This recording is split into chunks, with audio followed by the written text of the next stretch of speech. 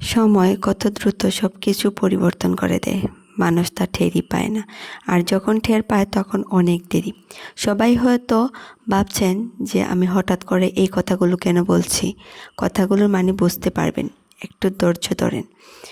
গল্পটা শুরু আপেল গাছ দিয়ে। অনেক অনেক দিন আগে একটি বড় আপেল গাছ ছিল। একটি বালককে গাছটি খুব পছন্দ করত। বালকটিও প্রতিদিন এসে গাছের চারপাশে খেলতো, গাছের ডালে উঠত, আপেল খেত, গাছের গুঁড়িতে শুয়ে তার ছায়ায় বিশ্রাম নিত। সেও গাছটিকে খুব ভালোবাসতো আর আপেল গাছটিও এতে খুবই আনন্দিত ছিল। সময় গড়িয়ে যায়, কিন্তু অনেক দিন বালক আর গাছের নিচে খেলতে আসে না। একদিন হঠাৎ বালকটি আবার গাছের কাছে ফিরে এলো। গাছটি বলল, তুমি আবার ফিরে আসায় আমি খুব আনন্দিত। এসো, আবার খেলা শুরু করো। কিন্তু বালকটি শুধালো, আমি এখন আর আগের বালকটি নেই। এখন আমি আর গাছের গুঁড়িতে দৌড়াদৌড়ি করে খেলা করি না। আমার এখন খেলনা চাই, কিন্তু খেলনা কিনতে টাকা প্রয়োজন। গাছটি বলল, কিন্তু আমার কাছে তো টাকা নেই। তুমি চাইলে আমার সকল আপেল পেড়ে বাজারে বিক্রি করে টাকা জোগাড় করতে পারো। কথাটি বালকটির খুব মনোপ্রত হলো। সে সব আপেল গাছ থেকে পেড়ে বেগে করে নিয়ে বাজারের উদ্দেশ্যে রওনা হলো। বালকটি খুব আনন্দিত এবং বালকের আনন্দ দেখে গাছটিও খুব তৃপ্ত ও আনন্দিত হলো। আপেল পেড়ে নিয়ে যাওয়ার পর অনেক দিন আর বালকটি দেখা নেই সেই আপেল গাছের গোড়ায়।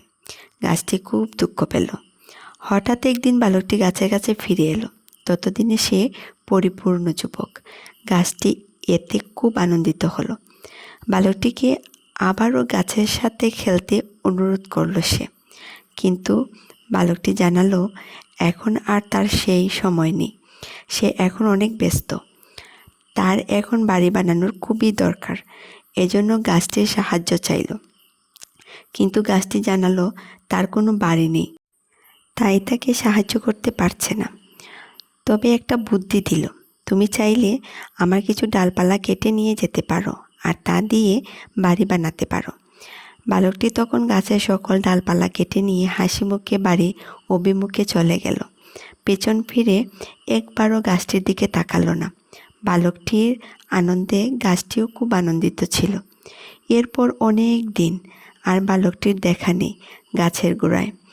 গাছটি আবারও একা হয়ে গেল। অনেক দিন পরে হঠাৎ এক গ্রীষ্মের তপ্ত দুপুরে গাছের গোড়ায় বালকটির আগমন। ততদিনে তার যৌবন পরতির দিকে, জীবনের গানি টানতে টানতে ক্লান্ত তখন। গাছটি বালককে দেখে খুব খুশি হলো, আবারও তার সাথে খেলার অনুরোধ করলো। কিন্তু বালকটি জানালো, আমার এখন আর খেলার বয়স নেই, আমি বৃদ্ধ হয়ে যাচ্ছি। জীবন যুদ্ধে লড়তে লড়তে আজ আমি ক্লান্ত। আমাকে এখন আনন্দের জন্য ক্লান্তি কাটাতে নদীতে মাছ ধরতে যেতে হবে। কিন্তু আমার কোনো নৌকা নেই। তুমি কি আমাকে কোনো সাহায্য করতে পারো? তুমি চাইলে আমার গুড়ি কেটে নিয়ে যেতে পারো এবং এটা দিয়ে নৌকা বানিয়ে নিতে পারো। গাছের এমন পরামর্শে বালকটির চোখে মুখে আনন্দের শিহরণ খেলে গেল। সে তৎক্ষণাৎ কুড়াল দিয়ে গাছের গুড়ি কেটে নিয়ে গেল এবং নৌকা বানিয়ে নদীতে চলে গেল মাছ শিকারে।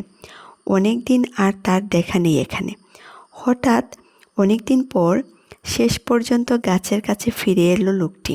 ততদিনে সে জীবন সীমার শেষ প্রান্তে। কিন্তু গাছটি শুধালো, দুঃখিত বালক, আমার কাছে এখন আর তোমাকে দেয়ার মতো কিছুই নেই, কোনো আপেল নেই। বৃদ্ধ হাসলো এবং বলল, আমারও এখন আপেল খাওয়ার মতো দাঁতও নেই, কোনো ডালপালা বা গুঁড়িও নেই যেখানে তুমি চড়বে। গাছের ডালে চড়ার মতো বয়স এখন আমার নেই। সত্যি, এখন তোমাকে দেয়ার মতো আমার আর কোনো অবশিষ্টই নেই, শুধু মৃতপ্রায় মূলগুলো ছাড়া। গাছটি বলল, আমার এখন এগুলোর কোনোটারই দরকার নেই। আমার শুধু বিশ্রাম নেয়ার মতো একটা জায়গা চাই, যেখানে বসে আমি আমার এতগুলো বছরের পাওয়া না পাওয়ার হিসাব একটু মেলাবো। বৃদ্ধটি বলল, তাহলে মৃতপ্রায় গাছের মূলই এর জন্য আদর্শ জায়গা। এখানে বসো আর ভাবো, জীবন তোমাকে কি দিয়েছে, কি দেয়নি, কি করা উচিত ছিল আর কি করা ঠিক হয়নি। গাছটি বলল। লোকটি গাছের মূলে বসলো আর গাছটি অনেক আনন্দিত হলো। আনন্দ গাছের কান্না হয়ে ঝরে পড়ল। আমাদের প্রত্যেকের জীবনে এমন একটি আপেল গাছ আছে, আর তা হলো আমাদের পিতামাতা। এবার গাছটির ত্যাগগুলোর সাথে আমাদের পিতামাতাকে মিলিয়ে দেখুন, আপনি কতটা ব্যস্ত।